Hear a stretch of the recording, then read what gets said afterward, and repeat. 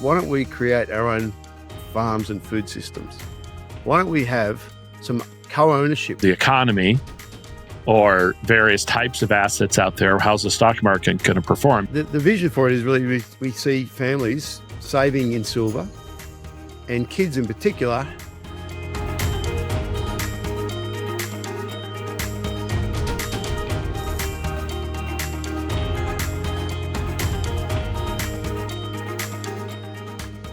Hello and welcome to the Liberty Spenders podcast. I'm Kurt Luthart, your host and founder of the Prosper Group, an agency that's helped raise over $500 million and helped elect over 100 members of Congress, 15 governors, 15 U.S. senators, and 1 U.S. president. But business owners, I'd like you to imagine if you could exponentially grow your business by tapping into a lucrative and engaged audience of 76.5 million Americans we call Liberty Spenders. These consumers spend $5 trillion a year, and they're motivated to buy from businesses that share your and their values. If you want to learn more, you can get access to our new best-selling book at libertyspenders.com/free. Our guest today is Adam Gibson, and he is a visionary entrepreneur and strategic innovator building real-world solutions for food, health, and freedom. Previously, he was a leading business coach to natural health practitioners all across Australia. He empowered hundreds to create thriving, values-driven businesses.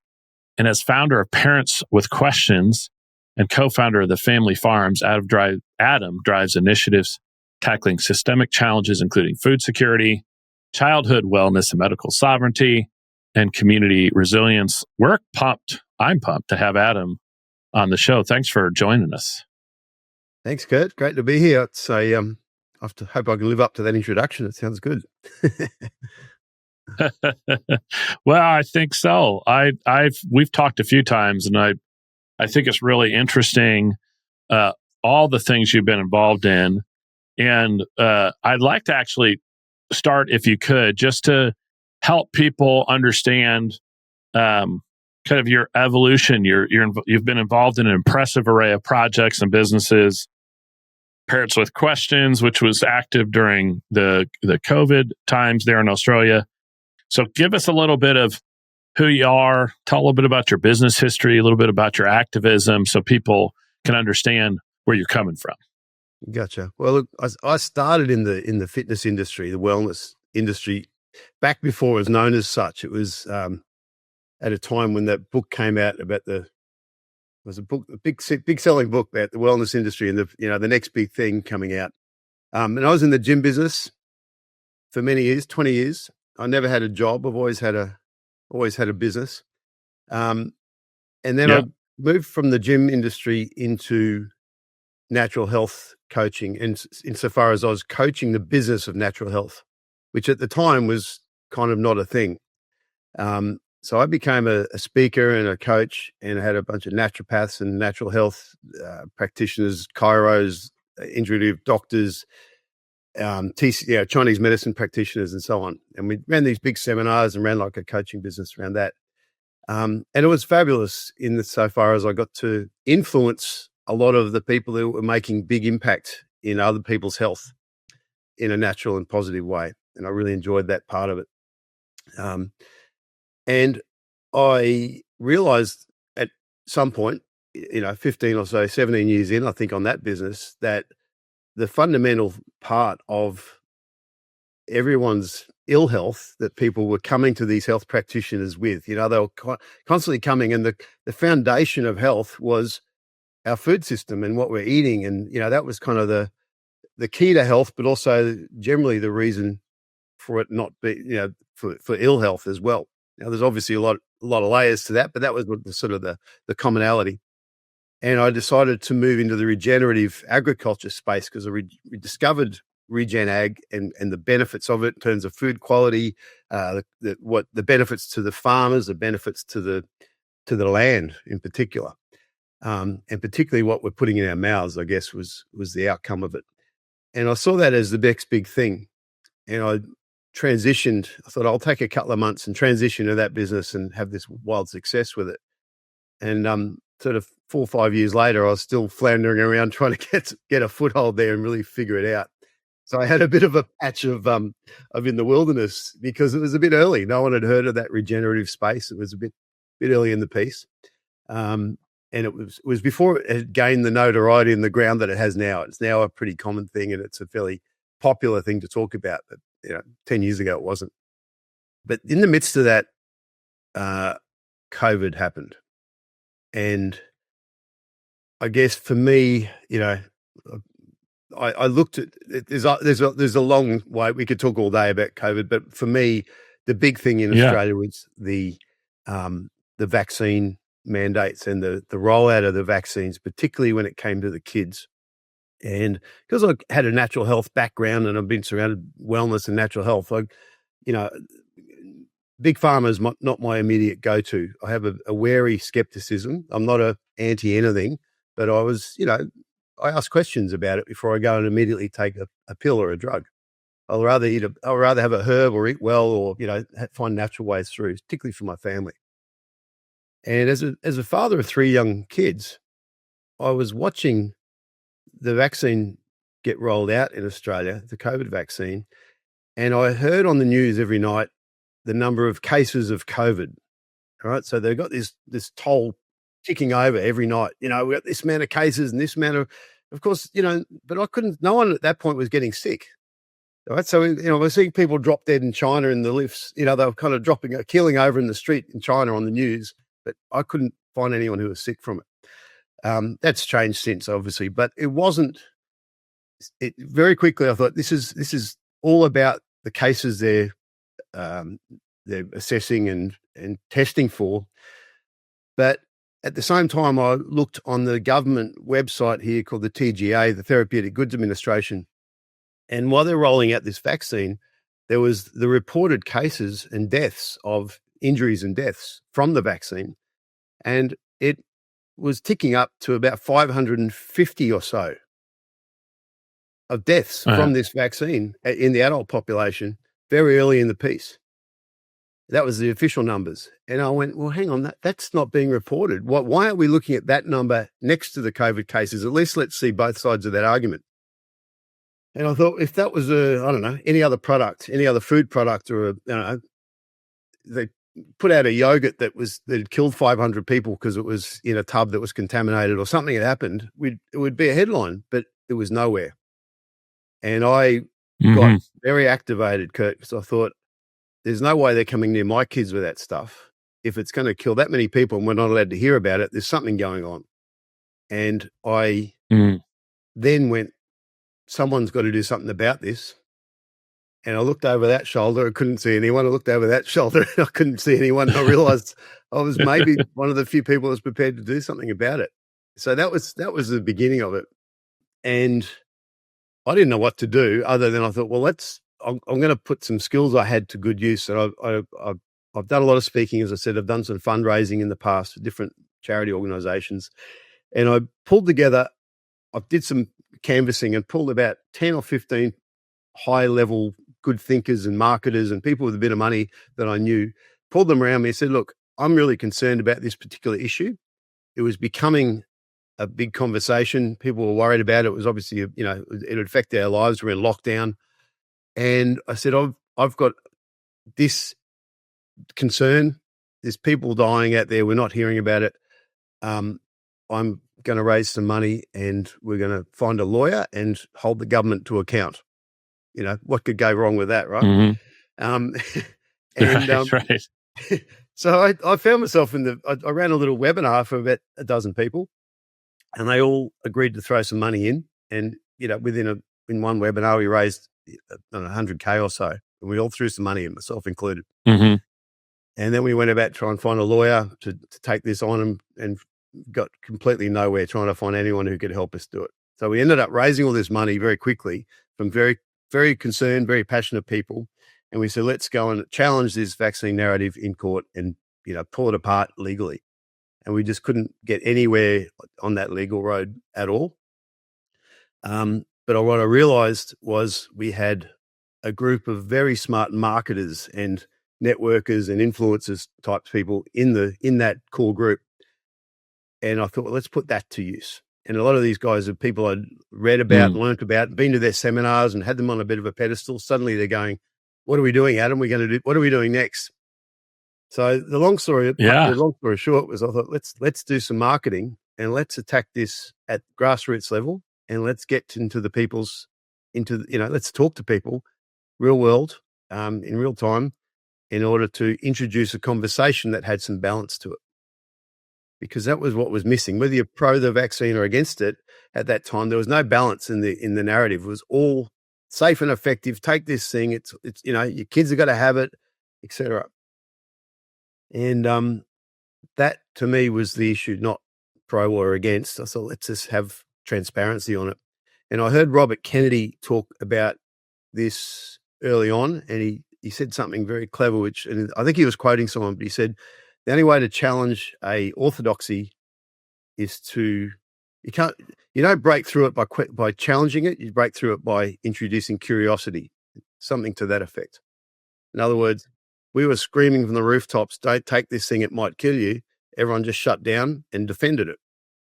When we introduced questioning and the idea of, being curious and doing a bit of research and, having respectful conversations rather than screaming that the sky is falling, and making that our approach, it really got some cut through. So that was the essence of it. And we also had the other bit of a secret weapon, which was a lot of celebrity endorsement. And that got us a lot of cut through. We had a great group of celebrities in Australia who were happy to speak out early on. And it was that kind of gave it a lot of momentum and a lot of credibility because of some high profile names behind it, agreeing with it. And we came up with the slogan, until we know for sure, we're going to say no. And that was it. It was like, until we know a bit more about this, we're just going to be cautious, which made sense to me as a parent. I think makes sense for most people in a time when it was just being rammed down our throats that the opposite was true. Safe and effective, you do it. Never, it was all fear and hype. And I thought, let's just come back to, let's be sensible. This is our job as guardians of our kids, is to make good decisions, not be informed by, at the time, the Prime Minister. I thought, I'm not going to take health advice from him. He's not I didn't appoint him as my doctor. I didn't listen to my state premier to tell me what to do with my health. That's ridiculous. I don't trust him with my tax money, never mind my bloody health. So that was the essence of it. Yeah. I think it was you who sent me a little booklet that was made. A booklet might be a understatement, kind of this thick, looked like 100 pages of pictures and other types of things from that time with parents with questions and the some of the protests and different things that happened in Australia. Here in the U.S., our experience around this was pretty different based on where you lived. If you lived in a very blue state, they were shutting down businesses, locking down homes, arresting people in the street for being out without a mask on.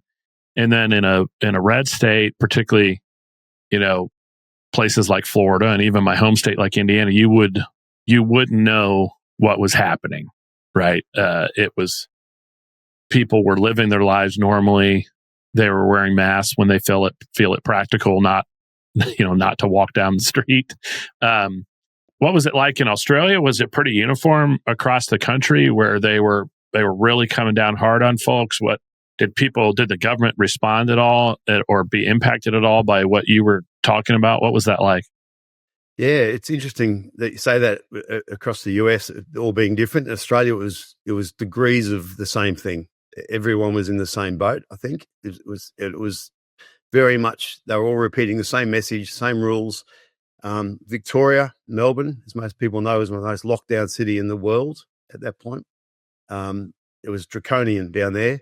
It was likewise up here, where I was in the Northern Rivers in New South Wales near Byron Bay. It was better, but it was still, you got screamed at for not wearing a mask. It was I had friends who got arrested and charged for not wearing masks. The vaccine passport came in, or the show your ID kind of thing, your vaccine proof. It was pretty harsh, and businesses were locked down, kids were kept out of school. It changed everyone's lives. The whole country came to a grinding halt. And, there's so much to say about that, but it activated a lot of people to go, hang on, this is not right. This is such an overreaction as to be ridiculous.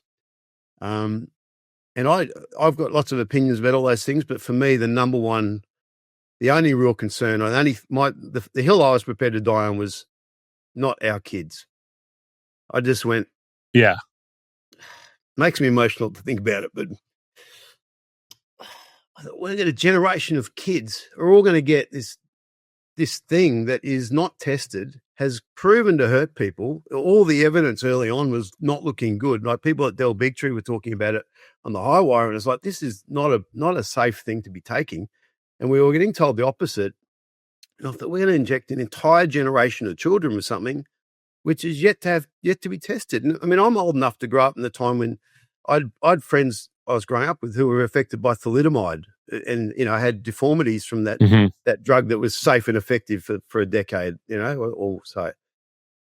So I was just blown away that we're prepared to do that to a generation of kids. And I thought, I am absolutely going to stand up for them no matter what.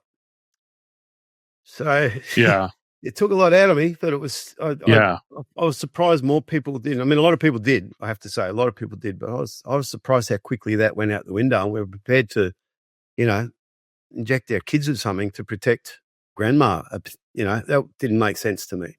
But to me, it's about nurture the next generation. Yeah. I remember early on when COVID hit, and there was much more hysteria early on. And I was I'd get packages delivered from Amazon, and I was leaving them on the front doorstep for 2 days to make sure COVID died, right? On the cardboard boxes. And I was watching the numbers tick up every day. And for me, before I had concern about the vaccines, I didn't understand the logic of the mask. That was what really made me question the advice we were given.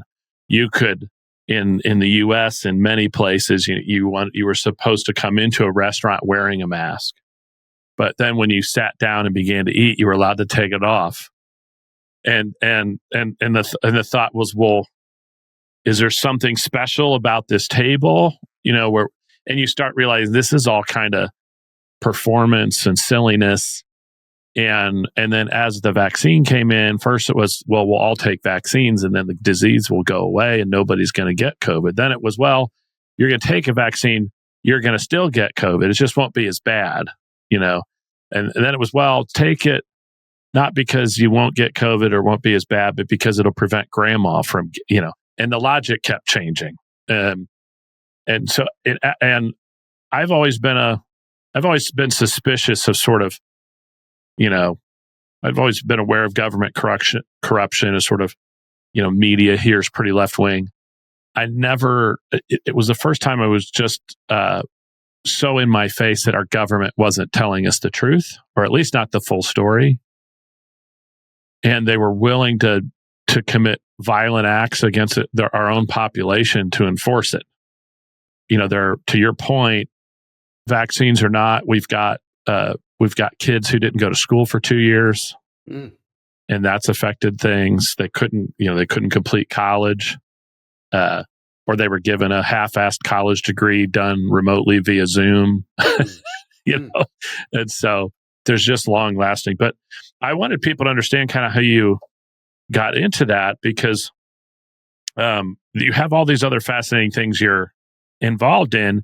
And so many of them around the idea of having sovereignty over your life. And so I thought understanding your how you got involved in this would help people understand your passion for helping people regain their sovereignty and how all that fits in. So help our listeners make a connection between the two. What's because I see a connective tissue. Maybe I've never used the word sovereignty much before. The last few years it seems to come in, but I've always been about freedom and exploring personal potential. I love the potential of people. I believe in, everyone has an amazing, the possibilities of the human being and what we are capable of and who we can become.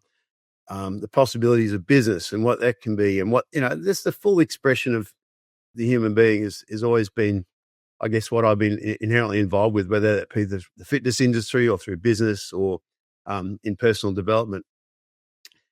And, giving that over to an external or, whether it's government or anyone else, never felt right to me. So I've always felt that was sort of the common thread. And I guess since becoming a father, I got started a bit late in life with having kids, but that was just very obvious to me. That's our job, is like, let's help those kids become the best they can be, give them the best start in life, the best food, the best health, the best mental, emotional environment to grow up in. So that that was the transfer to me to go, look, and I didn't want that just for my kids. I want a generation of kids, because I want my kids to grow up around other healthy, positive, happy, peers. So there's no point just my kids being healthy. I want everyone to be the same. So that was, I don't know if that makes sense, but that was just an obvious, I didn't choose Parents of Questions. I think it chose me at the time. I didn't go out there to become an activist. It really was just, I didn't see anything else happening. And I realized, well, if, it's that moment in life, I thought, if I don't do it here, I'll probably regret it. And I don't see anyone else really taking a stand on it. There's lots of other people very active in other areas of life, but this was of the argument, I guess. So a lot of people fighting for different things, but this one particular thing, giving kids such a negative start to life by injecting them with something which is, has an unknown outcome, didn't gel with that sense of freedom and potential for me. I want to see kids given more than that. And interesting that sovereignty and that notion probably flowed through to what we actually did on the ground. What we actually enabled, I think is worth mentioning, is that we were cut off from social media. We were banned on all the channels, and we got, various levels of censorship. Accounts were shut down, for no reason, quite regularly. So we're up against some fairly stiff opposition in terms of getting a message out from the traditional marketing, that we were used to. So what we ended up doing was realize there was millions of people at that point following what we were doing and very passionate. And I realized that was our resource. So with the idea of helping those people, and they're all people were frustrated trying to do something useful. They were out there going, look, I want to do something. Tell me what to do. It's like, but I don't know what, so there was that sense of powerlessness because they were angry and scared and activated, but didn't know what to do with that energy. And we gave them something to do. We said, here's how we have proper conversations about it. Let's take the hysteria out and bring it back to, two parents talking to each other. How do you talk to your family, your friends, to people at the school gate? We had a psychologist come on board and teach people how to do that online, and how to actively engage in respectful, cut-through conversations. We had flyers going out and posters and things, and we had, grandmas walking the streets putting 5,000-6,000 flyers out around their hometowns into every letterbox and under every windshield wiper that sort of help parents ask some more questions, just encouraging that. And it activated a lot of people to go and become, or activated them to become activists. They became homegrown activists. And that was our superpower. We had armies of people out there doing this and really taking a stand for kids just by being respectful, being sensible about it, having conversations, and realizing that everyone was trying to do the right thing by their kids. But a lot of us in the hysteria gave our sovereignty away. And that was pretty much the essence of it. And that's what got the biggest cut through of all. Yeah. When one of the projects that's come out of this is this Family Farms project. And I read you've united over 550 families who, through this project, own their own food system. How does that work? What were the biggest challenges in getting that going? Hey, business owners, did you know there's 76.5 million faith-based and conservative consumers that are looking to support brands that align with their values? That's a $5 trillion opportunity, and if you're not tapping into it, you're leaving money on the table. Our new book, Liberty Spenders, is your ultimate guide to reaching this influential audience using conviction-driven marketing.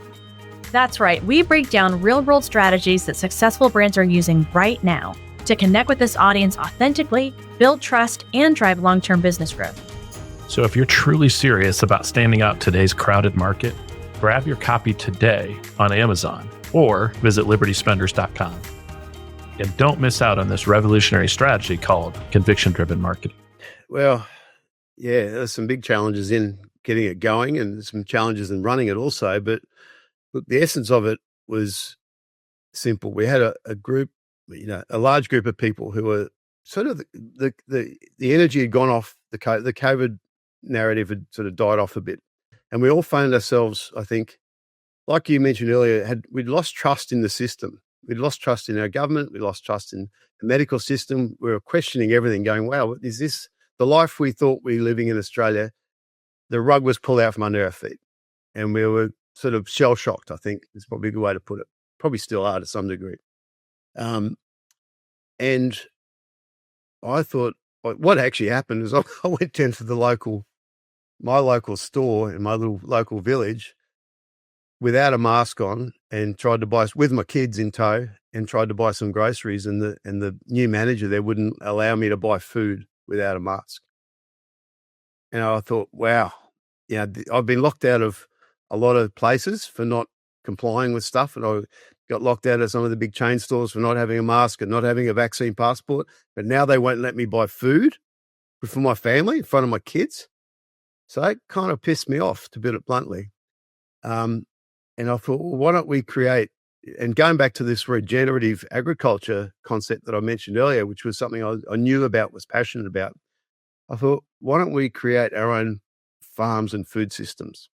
Why don't we have some co-ownership? We've got all these people. Why don't we own a farm that's producing good quality food, that gives us somewhere beautiful to go and visit, that helps our kids reconnect with the idea of where our food comes from, and understand that, getting away from an iPad and actually getting your hands in the soil could be a good thing. And bring your families back together to eat quality food and actually and also have that connection, being able to visit the place. So it was pretty simple in its concept, but we basically ran a webinar to our large audience and said, look, this is what we're thinking of doing. Is anyone interested?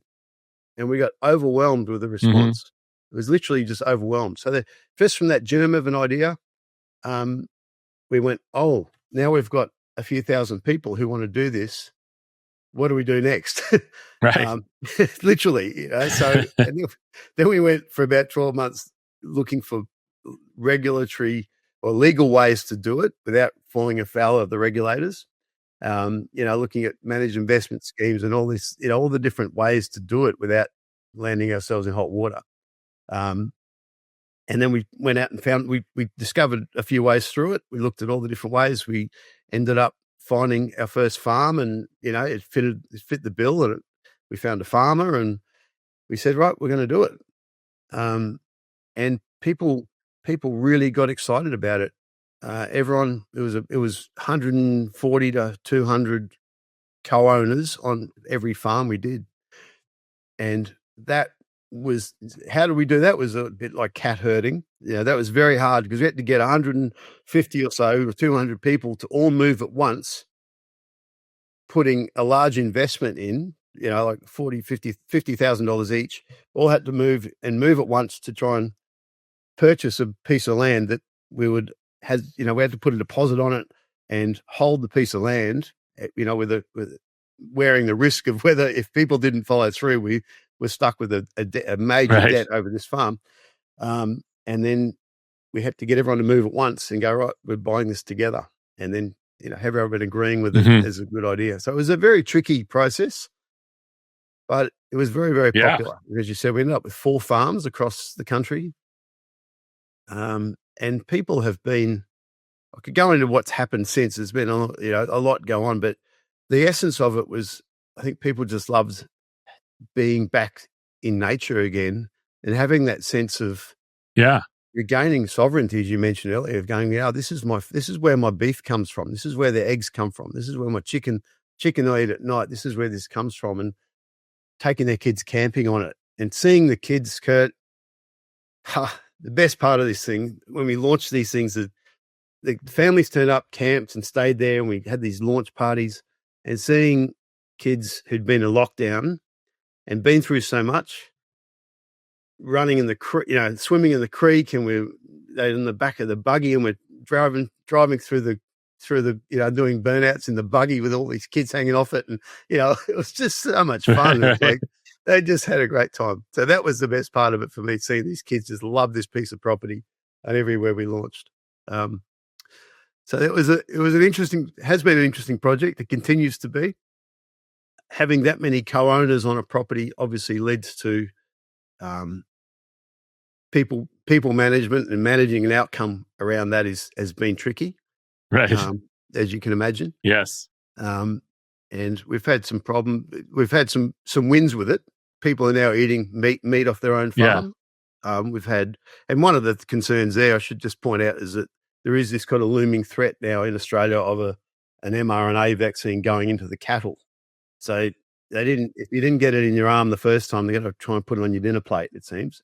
So that's not happened yet, but it's in the wings. It's happening maybe, which is a concern for people. But it probably proved that, the essence of it, for me, it proved a lot about your concept with Liberty Spenders, and what you've discovered is that if there's an opportunity there. And by the way, Parents of Questions was pure activism. I didn't get paid $1.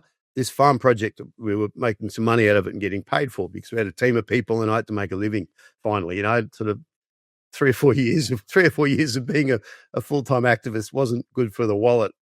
But as a business, the farms, I would have done them for nothing, but I couldn't afford to, but because I believe in that concept. But as a business, what it proved to me was, you get something that is passionate, that A, I was so passionate about it.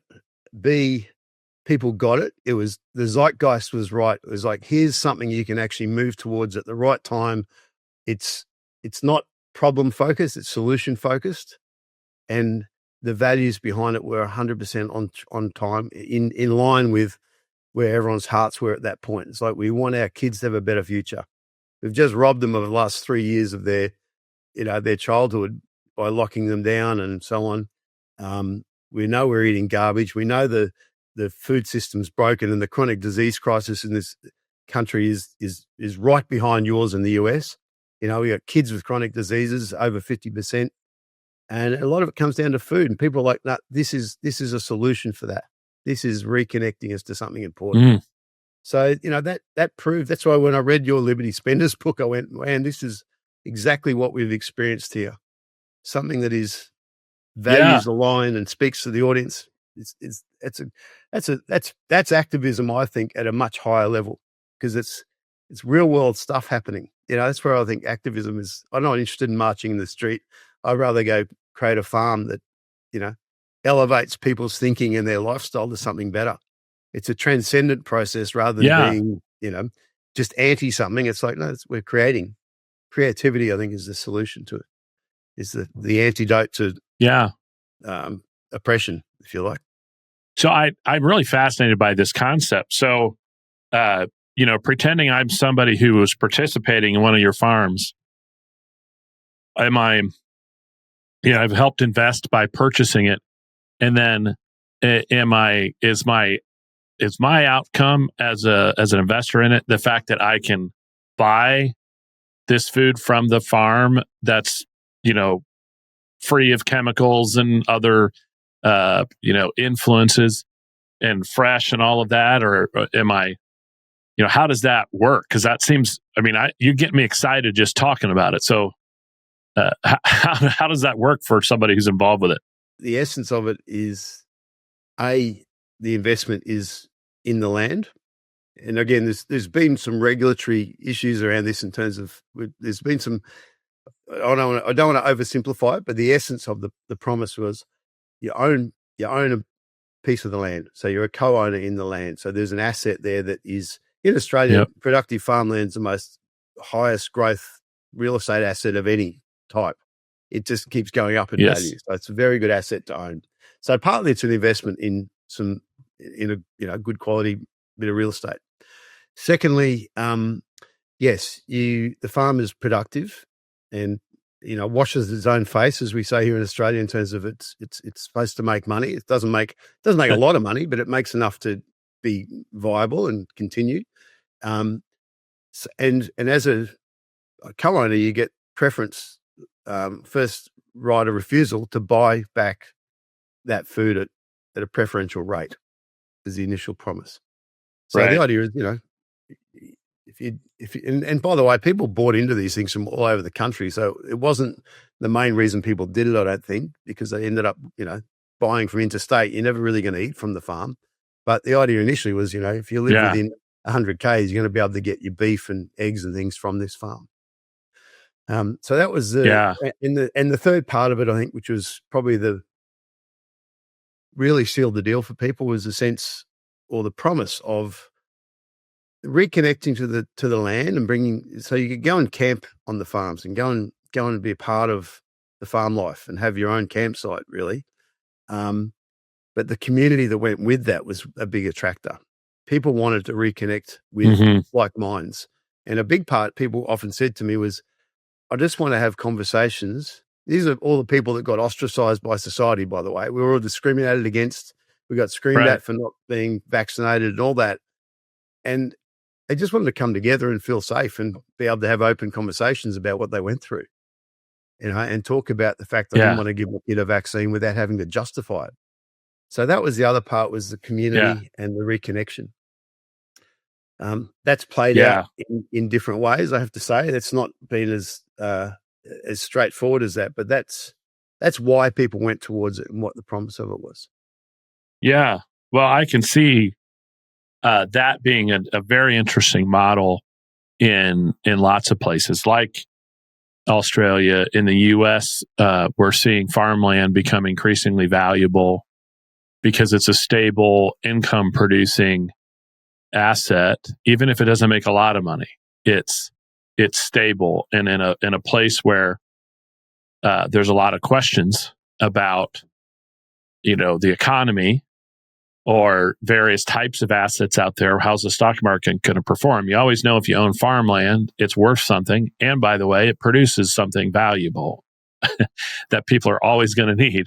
And it's more common these days. I know a lot of farmers who are essentially raising animals and selling things like eggs, whole chickens, whole pigs, to people who want to know where they got their food. And they'll buy, somebody will buy a pig at the beginning of the year or a steer or something and freeze it and eat off of it the whole year. But they know they got it, where they got it, and they know it was raised sustainably. So I think it's a really interesting business model. And I think even more interesting in contrast to one of your latest ventures, which is helping people access silver bullion investing. So that, it's to go from family farms into precious metals. So tell us about Silver Stash. This looks interesting. Helping people buy into that.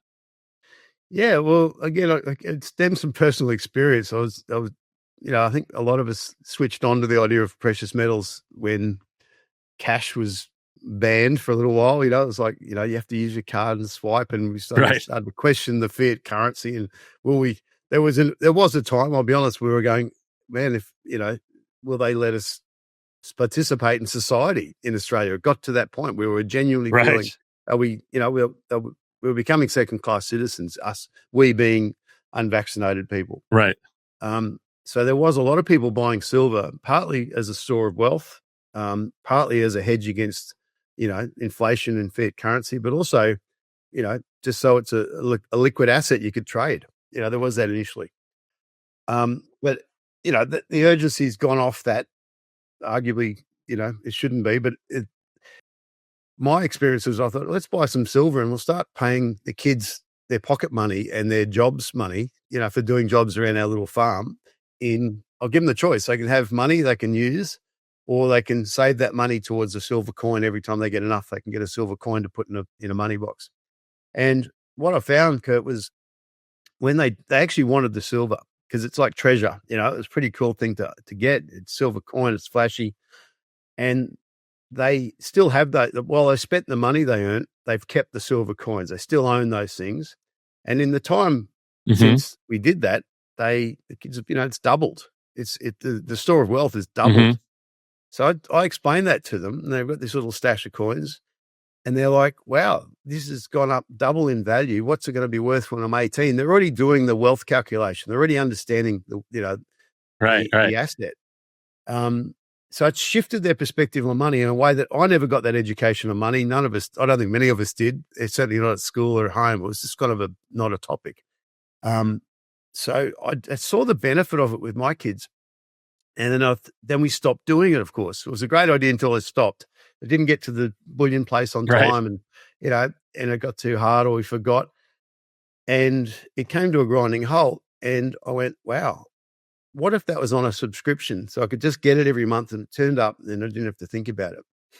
And that was the beginning of it. And I realized, I guess it was driven by the demand for silver, and people wanted to get into it. And there were some barriers there. Just, you got to go buy a big box of it generally to make it affordable, in one go. You got to spend a few $1,000s. You don't always get to a mint or a bullion dealer easily. There's delivery costs and so on. And as I said, you got to think about it. And I thought, well, what if you just buy it piecemeal? That made it accessible. And what if that became our kids' wealth, education, sovereignty again? The idea of, this is my wealth and I'm growing it. There's something really empowering in that. And you give that to a young kid, because even 5-year-olds get that. That's what we found. Even a 4 or 5-year-old kid will understand wealth at that deep level. It's experiential. And they get to put some money away that is got a serious store of value for the future.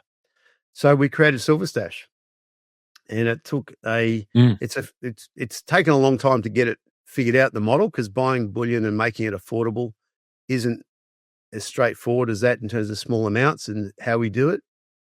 But in essence, it's just a subscription model whereby you can put a small amount every month away and have a silver coin sent to you. It's in its pilot phase at this point. And we've only got room for 100 people. We've just relaunched it actually in its current format until we iron out any bugs that go with it. But the vision for it is really, we see families saving in silver, and kids in particular. Part of what we're offering is prompters and discussion points, like kitchen table conversation starters to have with your kids at different ages. And it's about educating kids on wealth as much as having them save money.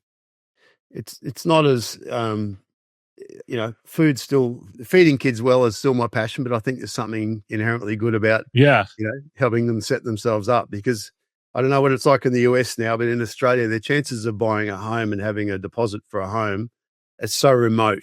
And I think most parents understand that now, is that, the price of residential property now is, I don't know how many more, it's so exponentially higher than it was when I was that age, coming into adulthood. It's impossible. So kids need, our next generation need to think about other forms of wealth in order to, be effective and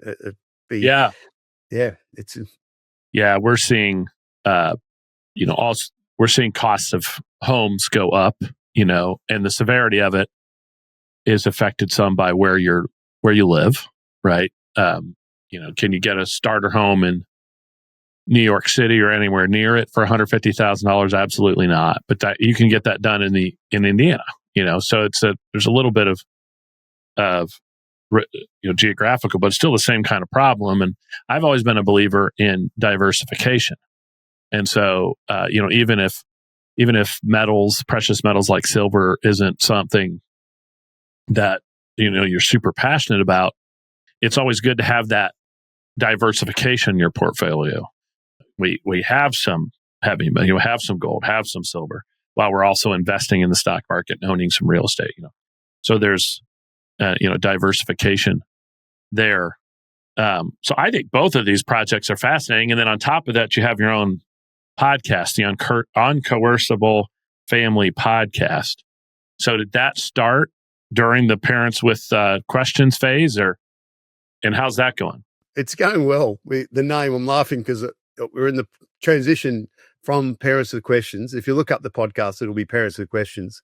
But it's being transitioned to this idea of the uncoercible family. And the reason for the new name is partly a refresh, and it's sort of more indicative of where I feel we're at. But the uncoercible family idea is, the concept behind it is to build the foundations, both in terms of natural health and well-being, in terms of wealth and income, entrepreneurial income, ideally. So you haven't got a job to tell you, where you've got to take a mandate a vaccine or not. Build a community, raise courageous and smart, independent thinking kids, and all those layers. It's almost like we've got a model there. It's like Maslow's hierarchy of needs, and if you build those baseline things into your family life, my contention is you're far less likely next time there's some level of coercion coming, whether it be, I don't know, digital ID or vaccines or whatever it may be.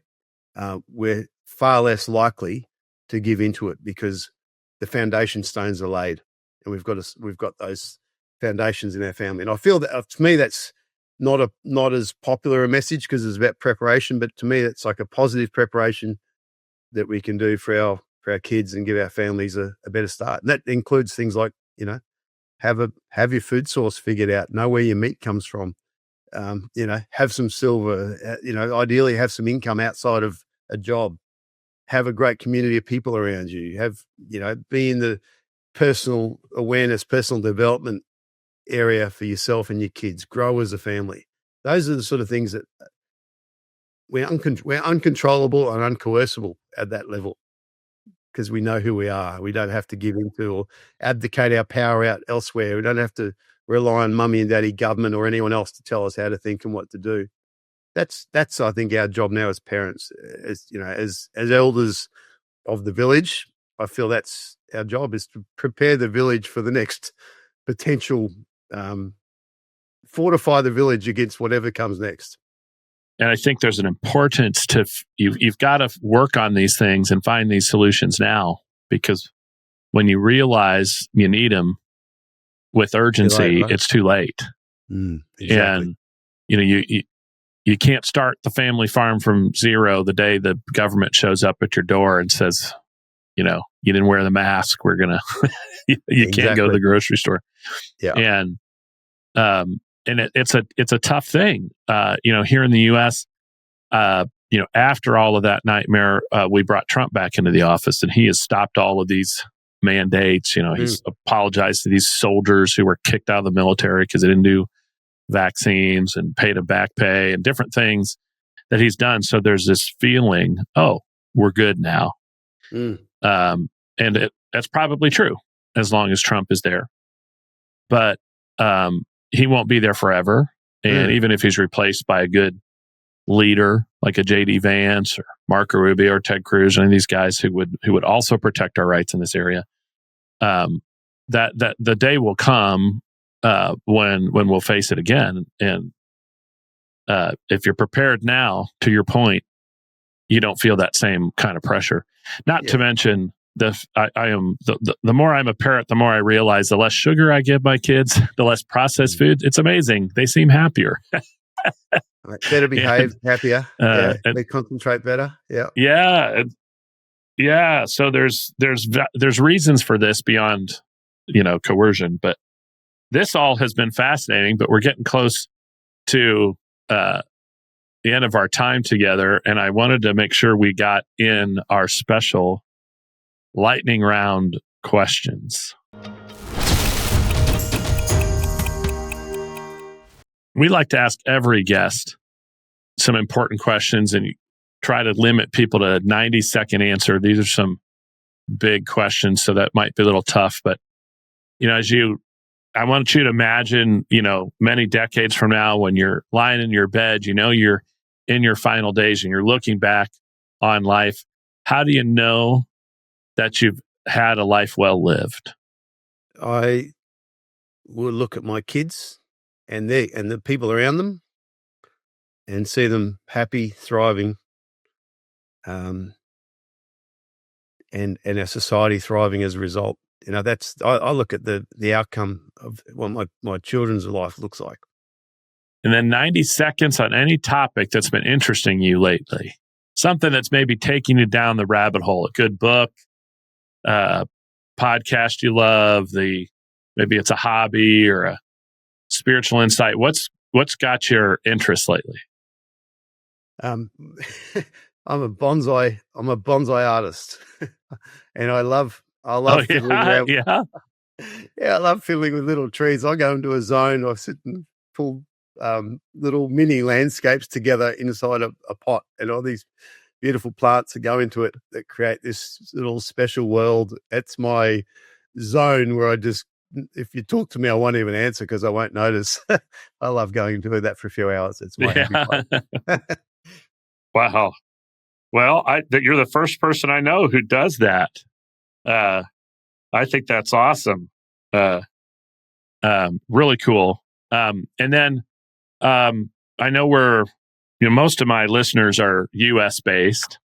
But in the event that somebody who's listening wants to get in touch with you, maybe they want to hear more about your Family Farms project or talk about Parents with Questions. But how would people get a hold of you? What kinds of people are you trying to meet? Who would you like to know?